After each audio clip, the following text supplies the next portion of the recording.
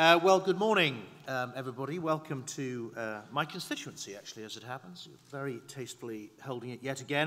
My constituency spans all the way from the West End out to here, so well done, the 20 most productive square miles in Europe, I'm proud to say. You will remember that I last spoke to you 2 years ago, just a few days before the Jubilee, when my mother-in-law was flying in for the weekend from Canada. She's Canadian. She was staying at the Radisson Portman Square. Anybody here from the Radisson? No? Hope the corrective surgery is going well.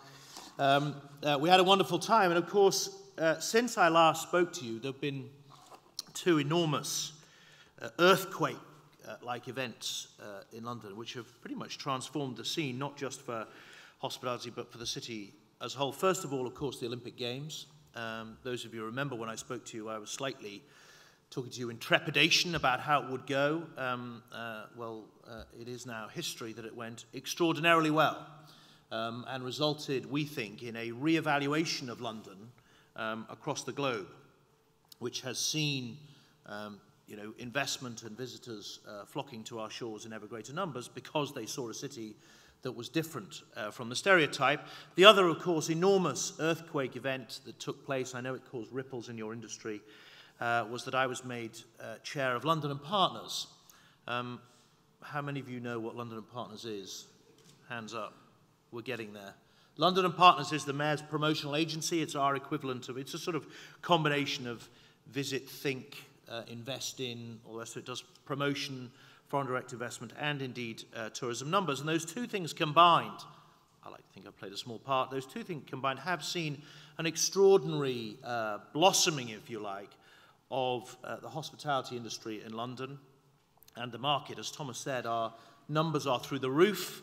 Last year's numbers were our best ever at just under 16.9 million visitors to the capital. We are the only city in history where numbers of tourists and visitors after Olympic Games have gone up rather than down. It's been an extraordinary time, and the trend seems to continue. I'm not sure I recognize the 23%. If it is that good, great. But nevertheless, we are seeing numbers continue to rise. And it's not just individual numbers, also value is rising. We're up approaching £12 billion worth of spend now in the capital. Numbers of Americans, and in particular French, continue to rise. We think the French, in terms of overall number, will overtake the Americans in the next couple of years as visitors here. And then very high value visitors, such as those from China, who spend on average about £3,500 each when they come, continue to rise in double digits. Admittedly from a low base, we don't do as well as Paris, but we're getting there. As part of that, though, and in order to continue to grow the industry, we are working very hard at City Hall and at London and Partners in trying to get our strategy right. And I thought I'd just run you through, over the next 2 or 3 years, what we are attempting to do to try and drive numbers up. 4 things, really. I mean, first of all, we're going to be concentrating very hard on London's international reputation.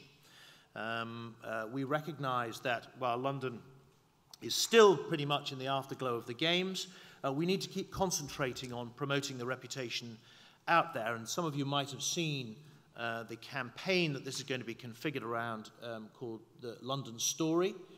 You've seen the videos. Gordon Ramsay, Twiggy the Mayor will be rolling out these videos across the world at regular times in conjunction with regular events to illustrate to people the variety of the product that is London. I have to say the initial launch of the campaign was so successful it pointed to a particular problem we had at London and Partners, which is that our media monitoring contract was on a on a volume basis, and the campaign was so successful that we basically ran out of money.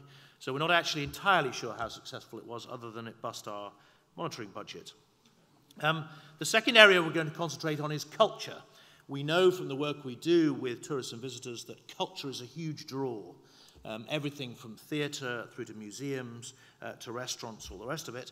And yet, very much our cultural offering, in particular our institutional cultural offering, still doesn't quite score as highly as other cities. We have the second most visited institution in the world in the British Museum after the Louvre, but our exhibitions, in particular permanent exhibitions, don't draw in the numbers that they ought to.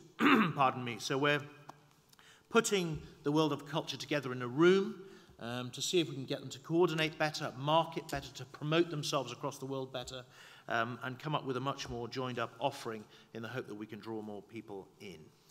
The fourth area is around, I guess, business visitors and business tourism, and that's concentrating on science and technology as a diversification, if you like, for the London economy. We love financial services at City Hall. It pays for everything we do, and Scotland and Wales combined, no hard feelings. It's a fantastic industry, but it's not enough. We need to diversify, and we do have a fantastic science and technology base here in London. Life sciences, massive, particularly when you take in our outer suburbs of Oxford and Cambridge. We are one of the biggest clusters of research in the world. And then digital and technology, where we have the largest cluster in Europe, the fastest growing, 27% of all new jobs in London now coming from science, digital and technology. And so we're going to use that and lever it as a tool, if you like, for economic development in the city. And in particular, you'll be interested to know that this year we have the first ever London Technology Week. Starts on June the 16th, just a week or so away, and that's drawing in now, we think, something between 30 and 40,000 visitors, even though we only announced it sort of 6 or 9 months ago. It's stretching into technology 10 days. We're up to 140 different events in the city, and we now see that the week has potential to be a permanent fixture in the global calendar, like London Fashion Week, the film festival, all the rest of it, to draw visitors in. We will be adding to it next year with a London Med Week around life sciences, positioning London as the place where life sciences can come together on an annual basis and talk about what they do. And of course, they in particular are a very high value industry for many of you guys. We've been very successful through our business conference bureau over the last few years in pulling in medical conferences. And we've got the big fish. The cardiologists are coming to Excel next year. 35,000 scientists from across the world. We reckon that's worth about 120 million to the city alone, just that one conference. And getting them has started a bit of an avalanche. So over the years that follow, we've got pretty much all the major organs will be visiting London for various conferences. Hopefully those of you who have ailments will get the treatment that you need. So science and technology. And then geographically, the fourth strand of our strategy will be to concentrate on North America. It is our biggest and most lucrative market at the moment, by far, when you add numbers and spend together. But things are changing in the US. Two things in particular. I mean, we get most of our trade from the East Coast, and demographic change on the East Coast is having, we think, and will have over the next 10 or 15 years, a big effect. The rise of the Hispanic community, who don't necessarily have the interest or the cultural ties to come to the Anglosphere, will be an issue for us. So portraying ourselves and promoting ourselves to them as a place of interest, not just the Iberian Peninsula. And then, of course, the rise of Asia. Americans seem less nervous about heading east rather than heading west these days. And so putting ourselves out there as a coherent offering for them is going to be absolutely critical. So we're concentrating there, and one of the things that we're promoting very hard, and those of you who are here today not from London, please go away with this message. We are promoting very hard that we, the capital, want to work as much as possible with the rest of the country. We have a slightly self-defeating structure in the UK of tourism and visitor promotion, where Scotland and London and Wales and Ireland compete separately for the same American, instead of telling that American that we're actually only 2 hours apart. And they can come and have a fantastic couple of weeks, never mind a couple of days, visiting all the parts of the UK. I learned a little bit about branding when we started this campaign, because I referred to it as London Plus, which didn't go down very well with the Scots, I have to say. Should have been Scotland Plus.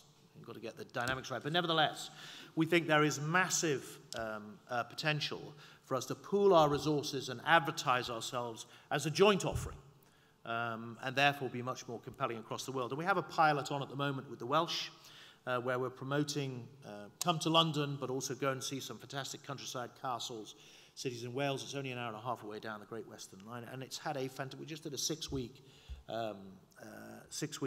program on the east coast of the States. It's had a fantastic response, really brilliant response. We'll be publishing the numbers shortly, but a preview for you. It's been brilliant. Just the competition alone we ran for 6 weeks, I think, had approaching 15,000 entries.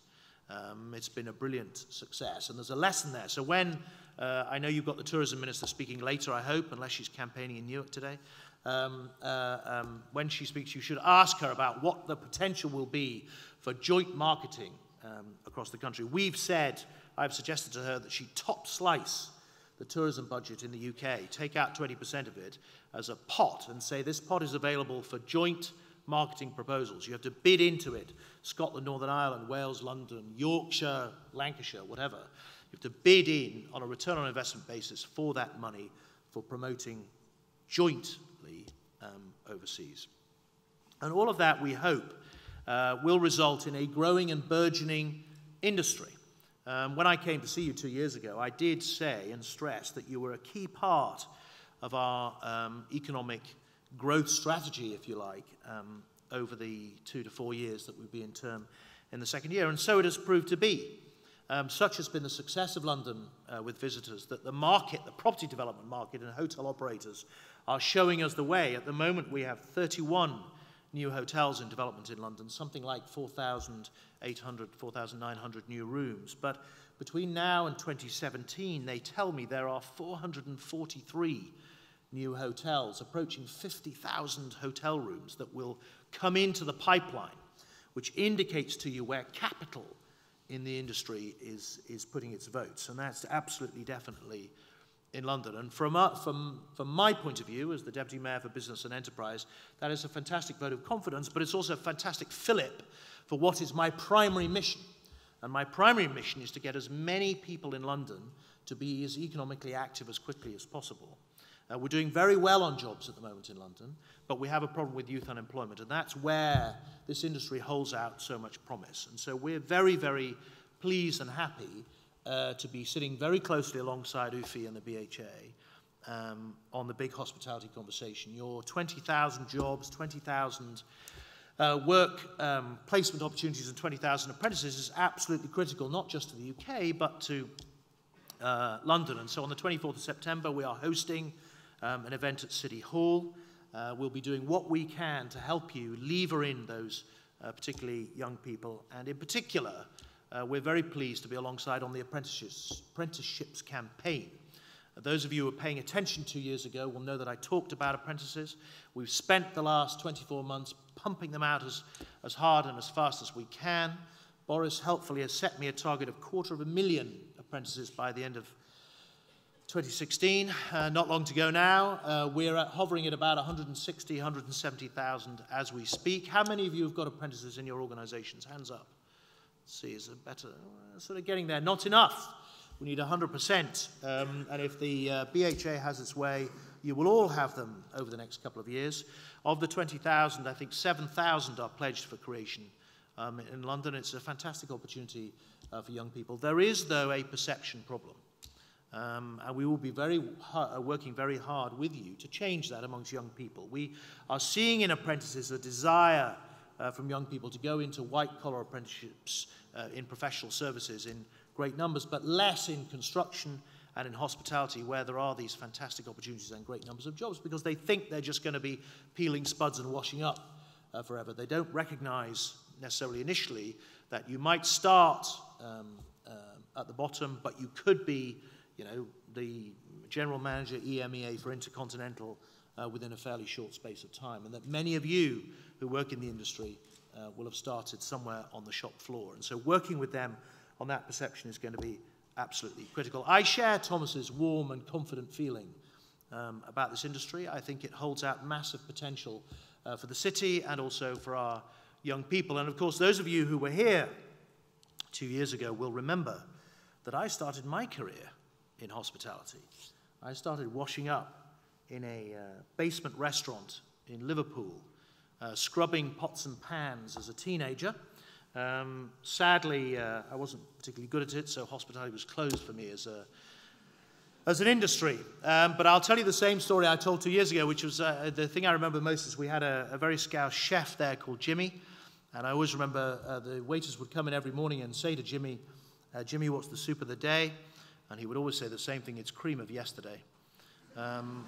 Those were back in the 1980s at a time when the hospitality industry in this country, I think it's fair to say, was relatively unsophisticated Now you are an international industry of enormous capital investment and incredible potential. It's great that you're all gathered here today to talk about what further contribution you can make to the UK economy generally and hopefully to London in particular, and we will do everything we can at City Hall to help you. Thank you very much.